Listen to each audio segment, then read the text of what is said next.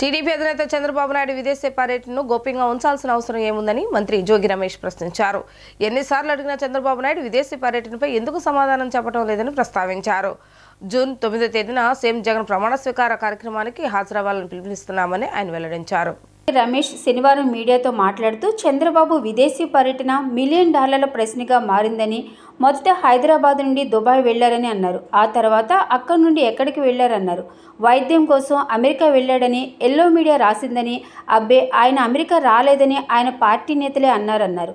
అసలు ఇంత రహస్యంగా ఎందుకు వెళ్లారు, ఎక్కడికి వెళ్లారు అని ఆయన ప్రశ్నించారు. చంద్రబాబుకు ప్రచార పిచ్చి బాగా ముదిరిపోయిందని, ఈ రహస్య పర్యటన వెనుక కారణం ఏంటని, దోచుకున్న డబ్బును దాచుకోవడానికి వెళ్లారా అని ఆరోపించారు. విదేశాల్లో పెట్టుబడులు పెట్టడానికి వెళ్లారో ప్రజలకు చెప్పాలని, ఏ దేశం వెళ్లినా ఒక ఫోటో దిగి పంపించే చంద్రబాబు ఈసారి ఎందుకు ఫోటోలు కూడా పంపలేదన్నారు. అసలు ఈ 10 రోజులు ఎక్కడికి వెళ్లారో ఎందుకు చెప్పడం లేదని, ప్రతిపక్ష నాయకుడు కాబట్టి ఆయన పర్యటన గురించి ప్రజలకు అవసరం అన్నారు. మా నాయకుడు ముఖ్యమంత్రి వైఎస్ జగన్మోహన్ రెడ్డి లండన్ వెళ్తాడని టైంతో సహా మేము చెప్పామని, మరి చంద్రబాబు పర్యటనపై ఎందుకంత గోప్యత, ఇప్పటికైనా చంద్రబాబు పర్యటన వివరాలను ప్రజలకు వివరించాలని అవినీతి పరుడైన ఏబి వెంకటేశ్వరరావును టీడీపీ నేతలు అక్కను చేర్చుకున్నారని దుమ్మెత్తిపోశారు. తెలుగుదేశం పార్టీ అధ్యక్షుడు చంద్రబాబు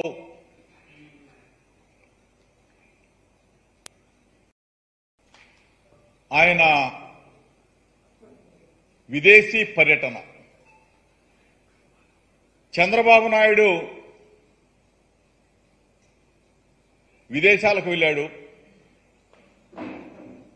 10 రోజుల తర్వాత తిరిగి వచ్చాడు.